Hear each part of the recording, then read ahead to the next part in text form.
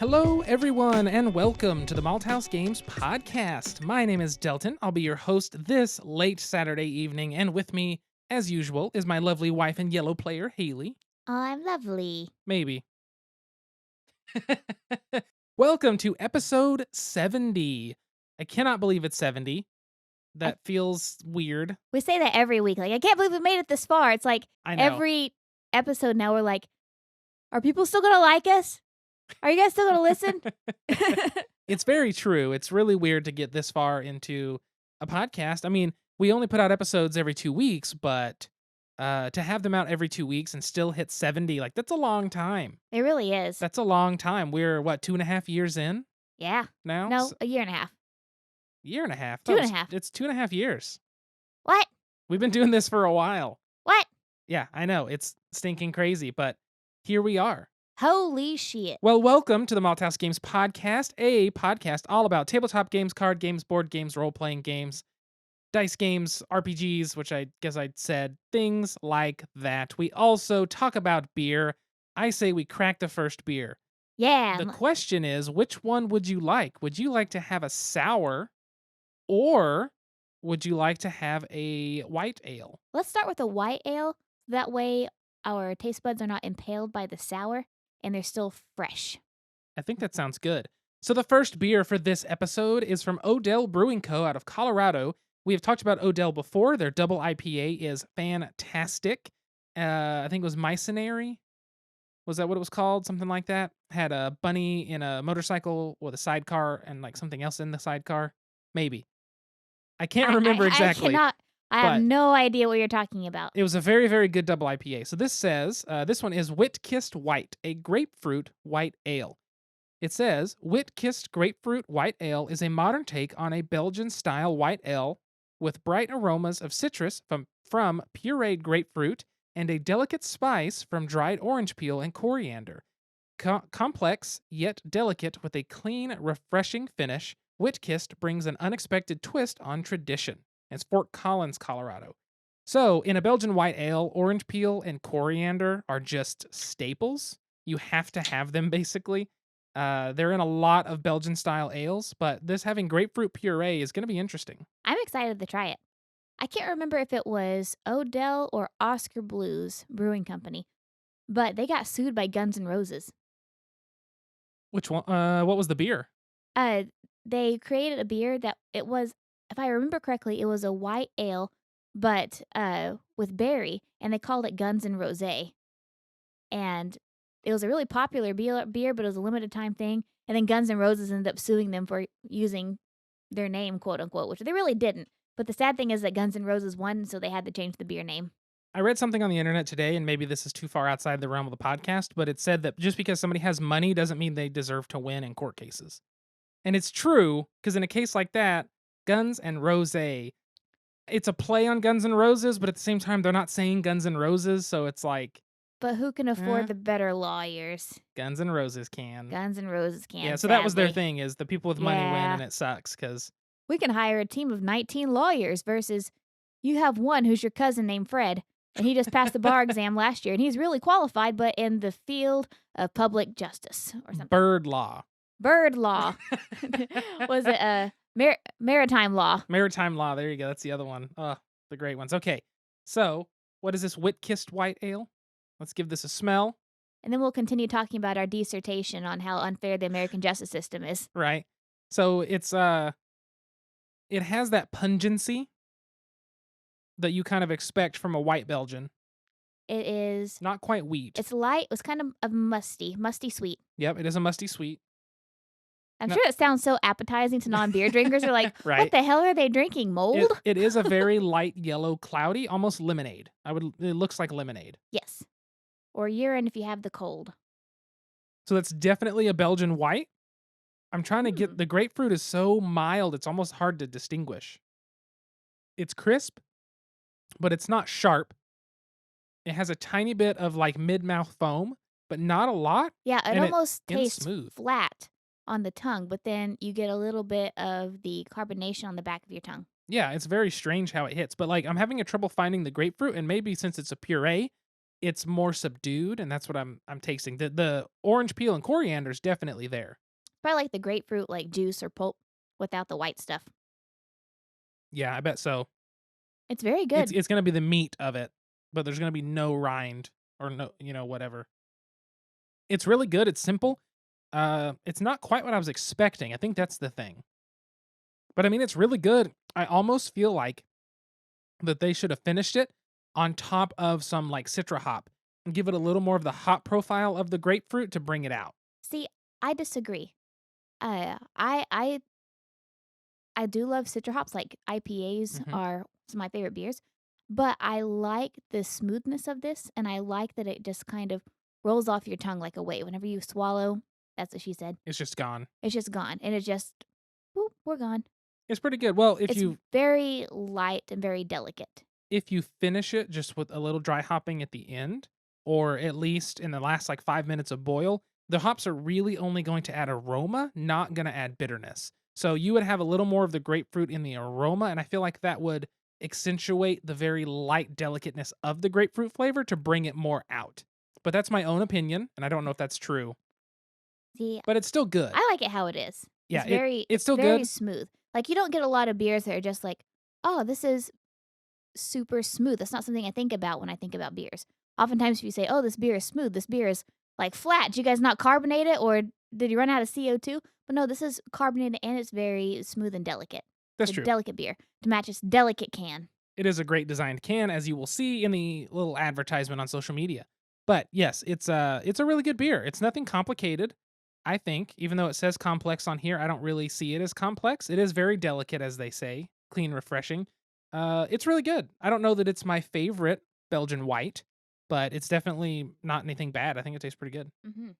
Well, I think also real quick, I'm gonna knock out the not Kickstarter. Oh my goodness, my brain's in all kinds of places. The Patreon backers today. Knock those out early. Thank you, Allison, Alan, Jesse, Catherine, and Cliff. Cliff! Cliff What's has up, upped. Cliff? Cliff has upped his Patreon subscription level this month And he's to going to knock it back down now that we butchered his name 3 or 4 times. boom. That's how it works on this podcast. Hey, that's okay. But thank you, Cliff, for joining these other fine folk here that get shouted out. Oh my God, I cannot speak tonight. I'm tired, I guess. I don't know. But thank you for joining them at the high tier of the podcast pledge level on patreon.com. If you would like to be like these wonderful people that help us keep the podcast going and keep improving quality and giving us the availability to do other things, you can do that by going to patreon.com/malthausgames, Malthaus games. Aside from that, we can finally get to the banter. What are you gonna banter about today? I've been playing some Magic the Gathering Arena on my PC. It's been fun. It makes me realize how much better I am at Cube than any other type of Magic. It's also that I know Brian's Cube, so I know what cards are good and what cards go together. But when I play a new set, I have no research in it. And so I'm like doing these drafts against the computer with this new set, going, I don't know what to look forward to. Is this here? What's the archetypes for this set? And so it's that. But it's been really fun. I've been playing it, and then we've been playing Hunt Showdown on Xbox, which, if you haven't seen Hunt Showdown, I at least recommend looking into it for the sheer fact of the theme and atmosphere are really awesome to me. Basically, you are supernatural hunters in Louisiana in like the early 1900s, and you're trying to find clues to lead you to this big bad boss, which is either the spider, the assassin, or the butcher right now, I think, at least on Xbox. And you have to get your clues and then survive the other zombies and stuff out and about, get there and then defeat them and then escape because other players are on the map and they're also trying to get these bosses to get the bounties to take back. So it's pretty neat. It's a fun game. I think it'd make an awesome board game because the feel of it, the music in it is great, and I just think it's cool. But that's what I've got going on lately, aside from more Assassin's Creed Odyssey, of course. I have had more struggle than I can say, than I can verbalize. How how do I communicate this that I have been through? You're so dramatic. I am. Have I told you guys about my kiddie pool? My kiddie pool experience? I don't know. I don't think I have. Okay, so This is like the most first world problem ever. I realize I'm just complaining and that there are bigger problems in the world, and I am very hashtag blessed to be where I am. But here's the thing 4 times I have tried and failed, as in succeeded in putting it in my cart, paying for it, and within anywhere between 3 hours all the way to 7 minutes before my item is to be delivered, it is canceled because it is out of stock, which I don't know how within 7 minutes of arriving at my house they run out of stock. But I have been trying to get one of those god dang plastic kiddie pools. Not any of the blow up ones, not the fancy ones, not the ones that actually hold water more than 8 inches high. No, one of those $6.88 kiddie pools I have tried from Walmart pickup twice, including this evening. I have tried from Target. I have tried from Ace. Each of those places have failed to deliver. No pun intended. Actually, pun intended. Pun intended. They have failed to deliver on my kiddie pool. Because all I want is just one of those plastic dinky. I mean, you guys know what I'm talking about, right? Like, I think everybody had them in the 90s. Yeah. And like at Walmart, they're like $6.88. And they have like the little plastic fish on them and they're adorable and stuff. Mm-hmm. I just want to be able to fill a kiddie pool in 6 inches of water, sit crisscross applesauce in bucket of water outside with a beer and just be. It's not the same. Like I've taken baths, but baths aren't the same, man. Something about sitting outside in water, even if it is 6 inches and only goes to your knees when you're sitting crisscross applesauce. But that's been the white whale, as our friend Danielle has said. She's called it the Moby Dick of my quarantine experience. Call me Ishmael because that is my struggle. I also learned how to grow mushrooms and coffee grounds in trash bags. That's yep. That's basically it. Just yep. I still had 2 weeks. Like I had a sick day, saw clients, learned how to grow mushrooms in trash bags and coffee grounds, and failed to get my white whale, my kiddie pool. And it sucks. And hopefully soon we can get a kiddie pool. But since we're not going into grocery stores and shopping, it's making it very hard because what you do is you go on in the morning and say, I want this. They go shop for it at 4 p.m. to deliver it at 6 p.m.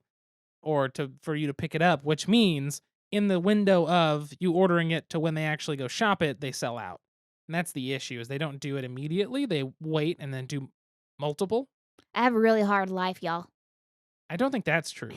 Delton also gave me a couple of new books to read. I did. One is Death in Her Hands, and the other one is Parakeet. Parakeet. I got halfway through Death in Her Hands last night, and it is a very neat story. I have to tell you, it is unlike any I've ever read. The book is completely stream of consciousness from the perspective of one 72-year-old woman, and there's murder, and there's a dog, and that's all I got because I'm not going to Wow. spoil anything for you. You got to read it. Well, I'm glad you like it. Books are Haley's thing. If she's having a bad week or anything, I buy her a book. And he picks out the best books always. And luckily Amazon has 1-day shipping. He's a good Delton. I try. Well, so we move on to the game. I think so. Oh, here's the door. It's straight ahead. It's a game. Speaking of wanting my own oasis, what are we talking about today, Delty Poo? Well, I don't think this has an oasis, but La Isla. the game we're going to talk about is La Isla, is how I'm going to pronounce it. This is a game from Stefan Feld with art and design by Alexander Young. It is put out through Ravensburger Alia, which is the same company that does quite a few games out of Germany. La Isla is an older game now. I'm not really sure when it was produced exactly, but I think it was 2014. So it's been around for quite a while, and it might be older than that. I don't know. So La Isla is a game where you play explorers on an island trying to collect these different rare species of animal. You are going to compete to try to collect, not only collect the most of like these different types of animals, but also score them better than other people. It's a really interesting way. So the game's pretty simple once you sit down and learn how to play it. It uses multi-use cards, which I've talked about before as something I really, really enjoy in a game. These cards have 3 different spots that you will use them. So on a turn, you'll draw 3 cards. You'll place 1 card in each of the 3 dedicated areas, Action A, Action B, and Action D, and then you will resolve your turn doing A, B, C, which is putting somebody on the board, and D. The cards can either gain you resources, move certain animals up on the tracks, which is going to be how you score more points and how the game trigger will end. And then it gives you some kind of special ability.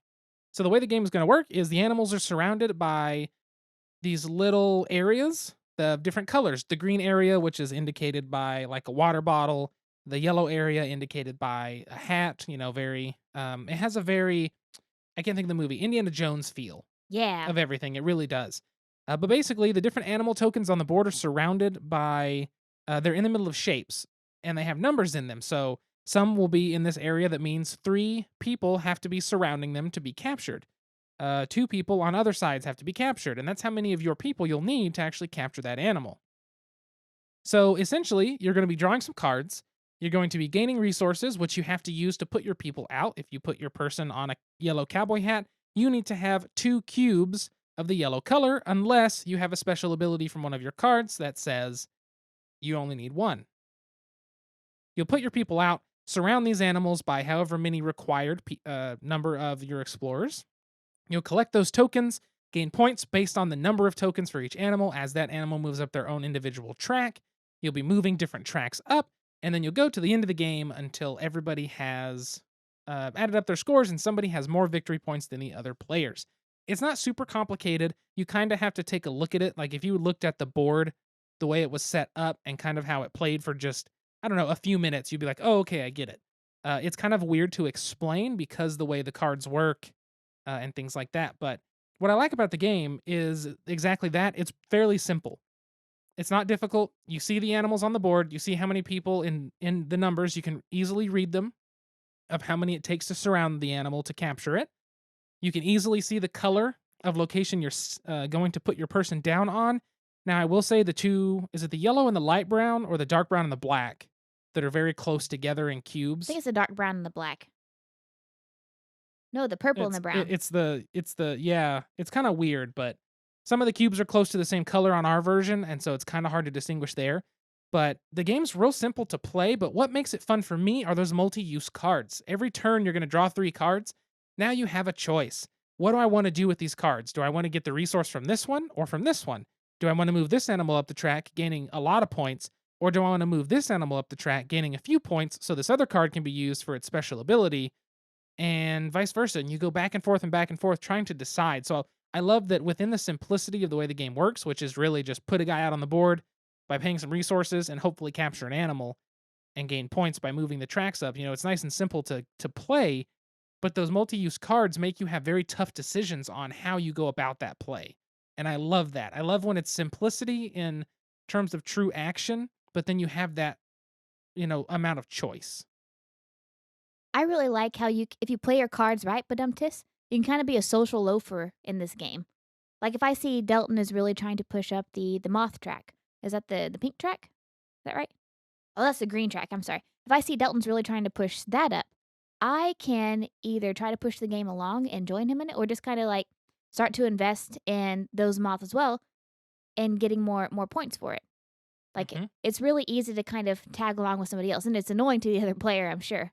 Oh yeah, because you're like, yeah, I get 5 points, and you get 4 points. And so you kinda gotta, like I said, play your cards right, but just or else somebody might social loaf on you. So I really like to spread myself out and try to get one of everything as much as I can. I think you get extra points for that too. Yeah, at the end of the game, you get an extra 10 points for each complete set of 5 different animal tiles, which is really nice.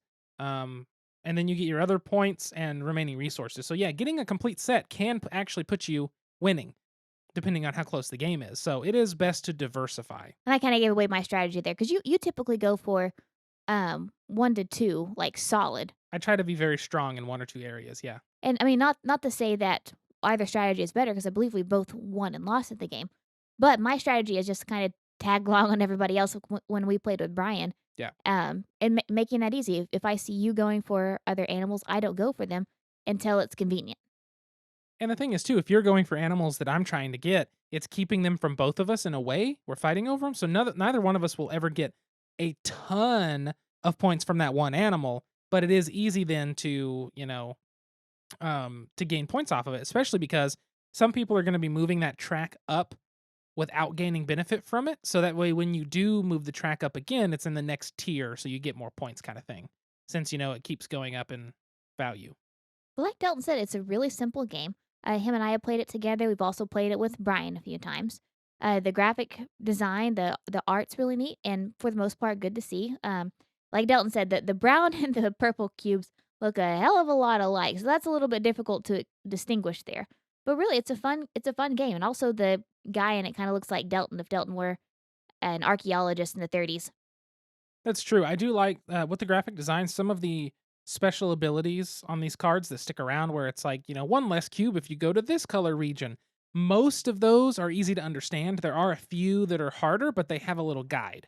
So that makes it easier to look at the guide and go, oh, this is what this does. That's just fine. But yeah, I mean, there's not a ton to say about the game in terms of gameplay because it's not super complex. It's not a long game. Took us like 30 minutes maybe to play it.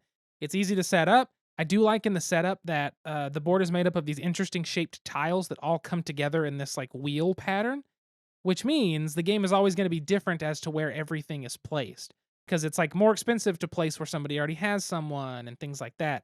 So you can try to block people out, but it's nice because you'll never come back to the same board, most likely. So I do really enjoy that as well. But yeah, it's a really simple game. It's fun, it's easy, it's quick, and there's some fun decision making within those multi use cards. But all in all, I think it's one that's easy to introduce because Brian even said after he played it, he was like, I really like that. It's simple, it's fun, there's choices to be made. And so I always take that as a seal of approval. And I came up with a Malthaus game seal of approval. Was that? 2 clanking glasses.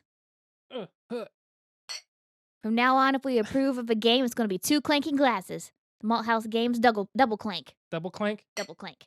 Okay. I'll have to deal with that. I just made that up, but it's canon. It's canon now? Yes. Okay. Executive decision. All right, we did it. But Double yeah. clank. So there you go. That is La Isla from Stefan Feld and Ravensburger Games. You can pick this up very cheaply most everywhere. It's like, I don't know, between 15 and 30 bucks, I think new. Unless you get it used. Hey, what can I get you? I'd like a topic. Any special way?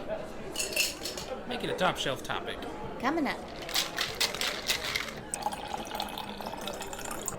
Enjoy. So for the topic today, as Haley was talking and mentioned buying a game used, that's what we wanted to talk about was buying games secondhand. But before that, let's get into the second beer. So the second beer today is Rainbow Sherbet from Prairie Artisan Ales. No, it is not sherbet. I was just about to say sherbet. You've been taught incorrectly from a childhood because I was. And when I learned it was sherbet, not sherbet, I was very upset Not and sorbet? defiant. It's also not sorbet. But Sherbet. I have learned it is Rainbow Sherbet.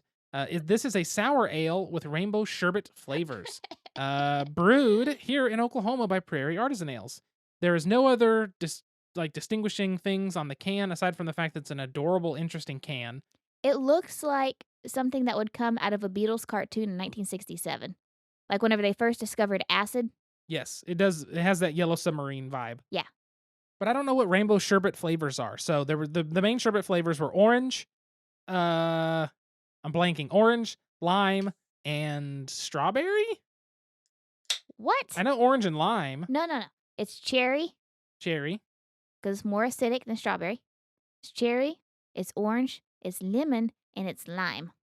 Oh, I always liked the lemon and lime and orange. I never liked cherry as a flavor for ice cream. See, that was my most favorite in the sherbet. Sherbet. I always know it's wrong because I think of Bert and Ernie where he's like, sure, Bert. I was about to. My God, I was about to make that joke too, but then you moved your head to the microphone. This is why we work so well together. It's gonna be half the episode now. I was about to say that. Blessed. What is the percentage of alcohols in this here beverage, Delty Poo? I didn't read that for the first one. If it's even on the can, I didn't see it on the can. Let's look. The first one was 5% alcohol by volume, and this one, the Rainbow Sherbet, says, come on, 5.2. So not too high. Not bad. Let's give it a whiff. Oh my God.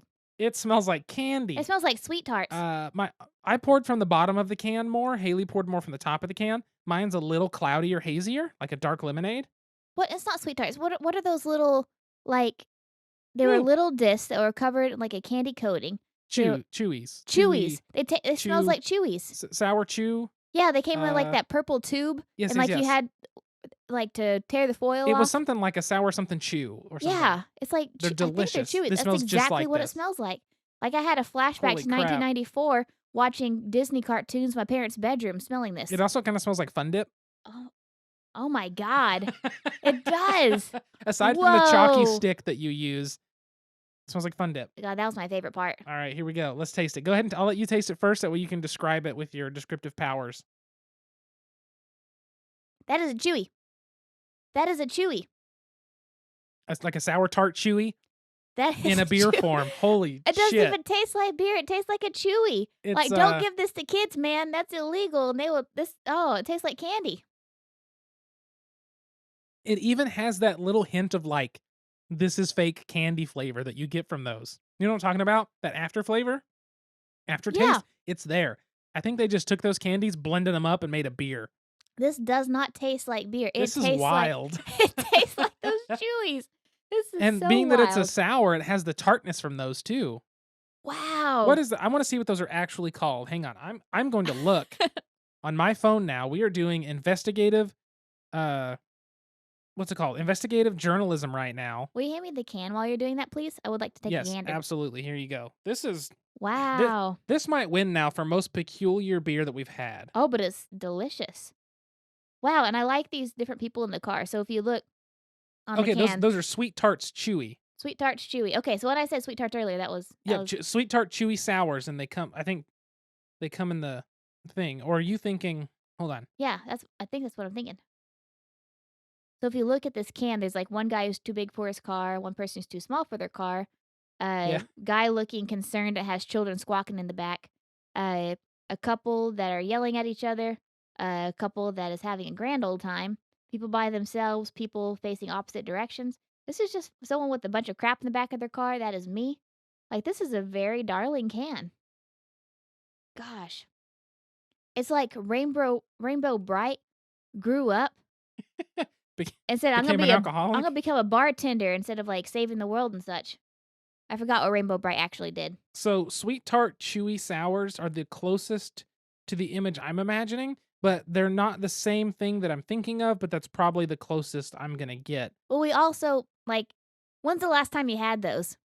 A long, long ass time ago. It was last, like, not even last decade, it was 2 decades ago since I've had this. They probably changed the packaging since 1997. Do you remember the tiny bite-sized sweet tarts that were the little, Yeah. like the sweet chewy, but they were hard? Those I Mhm. used to just plow through a bag of those. Oh, heck yes. So good. They were choking hazards, man. Oh yeah. Those are seriously choking hazards. Oh They yeah. probably don't even make them anymore. No, they do.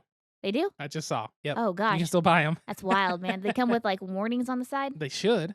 It's a surprise that we're not all dead by our childhood and what we did. This beer is so strange. It just tastes like candy. We've been on this beer for a minute, but man, rainbow sherbet from Prairie. I just don't know what else to say. We should probably move to the discussion Let's part. move to the discussion. So today for the topic, we wanted to talk about buying games secondhand. It's something that I've done a handful of times. It's not been a lot. I've done it a handful of times, and I have sold games a couple, probably 3 or 4 times. I felt like it's something that you kind of had to warm yourself into. Like when I first met you, and of course you were just Yes, building your collection, but we didn't really look at the secondhand stuff. Maybe it was like ever. due to kind of losing some of the ego that you get whenever you become a board game player. Like, no, we all when we first get to the hobby have Um, like that board game ego. Or maybe it's I got student debt, but we kind of moved to buying well, more secondhand. it's really what it comes down to is I feel like most people that start into the tabletop gaming hobby approach the hobby more like, yes, as a gamer, but also a collector. And a collector doesn't want to buy something that's not in new condition for the most part. You know what I mean?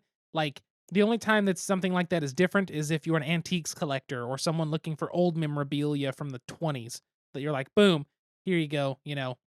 So buying board games, buying them new, you don't have to worry about damage. You don't have to worry about how it smells. Is there anything missing? Is anything creased or dented? How did they take care of it? How worn out is it? Like, you don't have to deal with that with a new game. So for me, that was part of the problem buying used games early on was I was worried, well, what if it's messed up? And I think some of that too comes down to as having as a person who has that collector mindset with a lot of things, especially early on, it's hard to push past that and say it's okay if it's not perfect. I'm here to play it. It's not the board game hobby. The games don't hold value. They don't. They're not. You're not going to buy a board game at $60 and it be worth $60. The minute you break the shrink wrap, it's worth like 45. Then the minute you play the game 2 or 3 times, it's dropped to 30. Like, that's something that you have to get past is that these aren't going to be something like collectible action figures or some sort of, mint coin that you can't take it out of the box.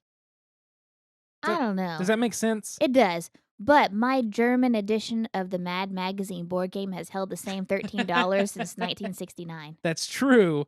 That's true. But a lot of games, for the most part, aren't going to retain that kind of value unless they're collector's editions or limited runs or something like that. So I had to push past that. Yeah. Buying used is fine now for me. And I think that that's what I was meaning like at the board game ego. Like whenever Mhm. you're first getting into the hobby, like everything has to be new and pristine. Yep. Just like when you get into any hobby. Yep. Like you become a guitar player. No, I got to get a new guitar.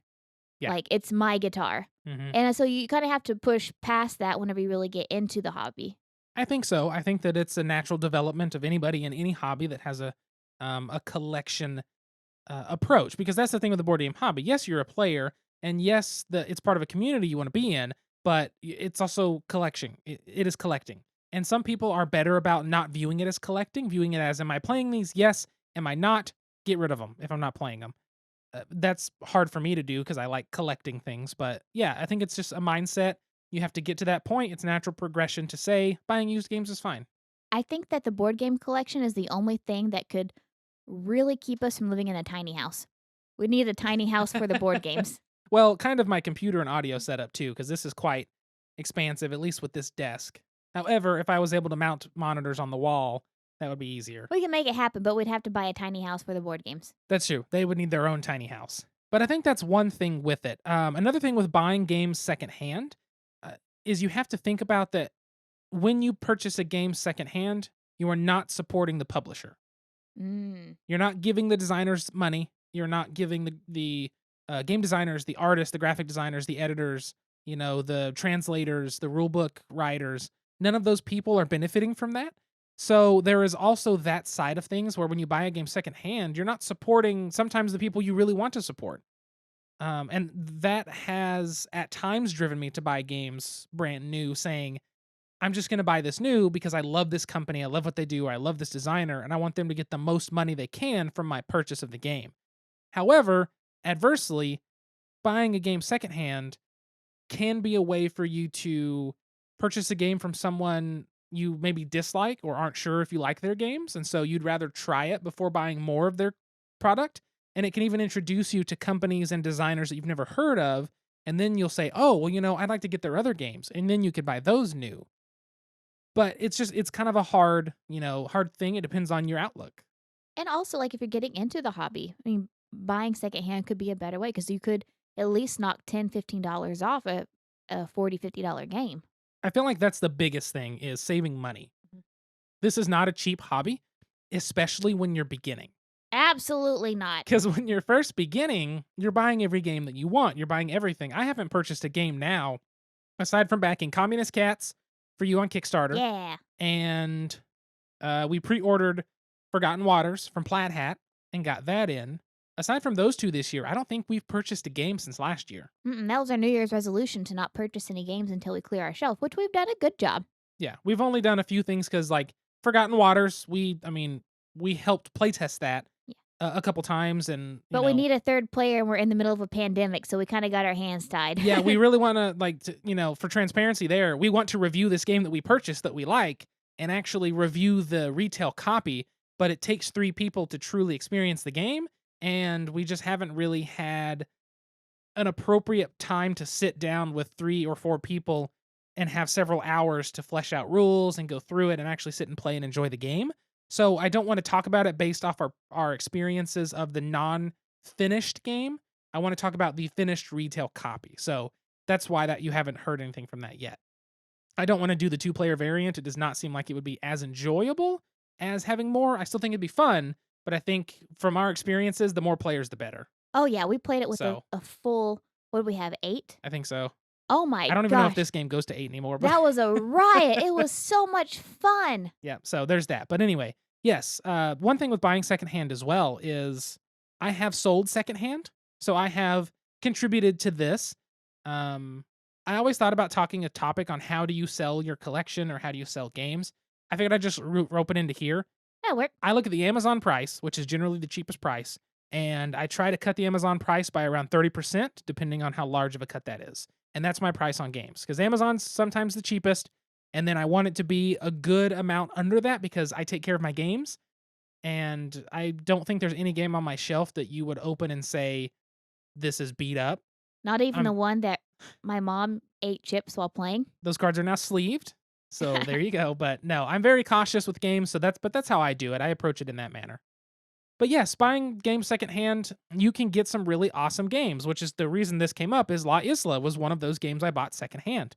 Somebody had used meeples instead of the uh, little explorer tokens that come with the game. I now have a set of meeples because of that, so that was an added bonus. But yes, it was at the Board Game Bazaar at BGG Con last year, and I was able to pick it up for like $15 I or think 10. I think that's kind of the trade-off too, is like whenever you buy those games, do you know if all the pieces are there or not? Hmm. And do you like That's sit scary. there and do you count the You cards? do. You Oh, absolutely do. all I right. do. You're I not a do be gambler, I see. I'm not a gambler. It's like when we picked up that copy of Raw at a garage sale.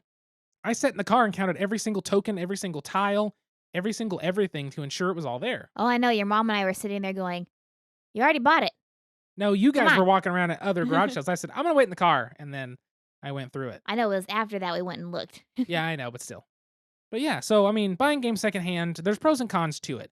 The pros are going to be you can pick up more games secondhand that may be harder to find. You can pick up games for a more affordable cost, which means for people on a limited budget, or even if you wanted to spend that same budget on more games, you can do that. The cons are going to be you usually don't know the actual quality and contents until after you've made the purchase, and you're not directly supporting those designers and game companies in doing so. So there's pros and cons to it. It just depends on how much do you care about one thing or the other, and how limited are you by budget? I mean, that's really going to be the two biggest factors. I kind of like buying the secondhand myself. I mean, because I feel like with secondhand you get a lot of the classics as well, ones you haven't heard of. 'Cause people might be getting, like you've said before, people might be getting rid of them, culling their collection of ones that don't interest them. And you're like, oh, what is this? You don't, because with buying from a board game shop, of course, they're going to be the hottest games, going to be the newest games, ones people want to play. But I feel like it's an opportunity, like you said, to explore some of the older titles. That's very true. I guess the only other downfall is then you're not supporting your local game store, That's true. which is also another thing. Unless you have a game store like Game HQ that we have down south in South Oklahoma City, they've got a ton of old games and new games, all still new. So you can find almost anything that you really want to find there, at least a lot. That's where we got Mr. President. We did buy Mr. President for like $5 off their used shelf. That was one of the first used games we probably bought. Yep. I And think it was so. mine. There you go. Well, yeah. So I think that's a pretty good little discussion on buying games used. But I guess that really leads us directly to our question. And now, join us for a Malthaus Games Podcast special bite-sized question. Which is The question for this episode is, what is your favorite secondhand find? Does not have to be board game related, but you may do board game and non-board game, whatever you want to do. would you like to go first? I guess I will go first. I'm going to try to do board game and non-board game related, because I think that's more fun. I think my favorite board game related secondhand find was purchasing Raw at that garage sale. It's the old Uber Play version of Raw, the one we talked about the other day here on the podcast. Just finding the older copy of the game, all intact in a good condition for a good price for that version of a game I've always wanted to play. It just kind of all came together. And it was neat. It was cool to walk up to a garage sale and literally have no other games, but for some reason they had Raw. And I was like, cool, Rainer Knizia, done. And that was it. So that was just really neat. In terms of other secondhand finds, it's really hard to say. I've bought so much stuff, but I honestly think my favorite, and this isn't even that it's a great find, my favorite secondhand find recently has been buying all the Christmas decorations from Goodwill. Oh my god, Because we made out like bandits. I've been buying wreaths, and I bought a bunch of snowmen, a ton of snowmen stuff because I think snowmen are adorable. A ton of snowmen stuff for the mantle, and I've got a Santa Claus, and so I've been trying to get that kind of stuff. But every time during last Christmas, just saying, I need some more snowmen. I'm going to check out this Goodwill. I'm going to hit this Goodwill. And having a goal and knowing that people are getting rid of old decorations, it was so much fun to buy all these different decorations and now actually make our house feel decorated for the holidays. And it's like every year, I'm just going to keep going to Goodwill and trying to find more snowman shit and decorate. Oh man, we should have looked right after Christmas. We really should have, but it was just, 2020's been weird. And we're in a plague. But this year, well, maybe not this year, but next year we will look for more. What about you? So, my favorite find ever was at the Elk City Flea Market. Okay. I was 16 years old, and this was like long-haired Haley who was obsessed with hippie culture and dressed like she was a flower child every day. And I'm walking around the flea market in Elk City, and this guy's always there selling records. And wouldn't you know it, he had a copy, an original copy of the Sgt. Pepper's Lonely Hearts Club Band. So I go up to him and I say, "Hey, how much is your Sgt. Pepper album?" And he looks at me and he says, "If you have to ask, you can't afford it." And so I'm salty. I am so damn salty. And I'm just like storming about in my like flared pants and everything, traversing around a 90-degree day in the middle of October because it's Elk City in the middle of Oklahoma. And I'm about to leave the flea market, and there's this guy who's dressed in a denim shirt. He has long hair, long beard. He's wearing denim bell-bottom pants, and he's probably like 70. And he's sitting on top of a crate, and he has a milk crate full of records. And I go up, and I'm looking at his records, and he goes, "Yeah, I just got back from California last week." And I was like, "Oh, that's cool." And guess what I find? Same one. Same Sgt. Pepper's album with the original cutout still inside. So the original Sgt. Pepper's album had cutouts inside that you can cut out these little marching bands and whatnot. And I said, "Oh my God." And like, I looked at him and I said, "How much is this?" He looks at it. He goes, "Which one is that?" I said, "Sgt. Pepper." He goes, $2. I bought that son bitch.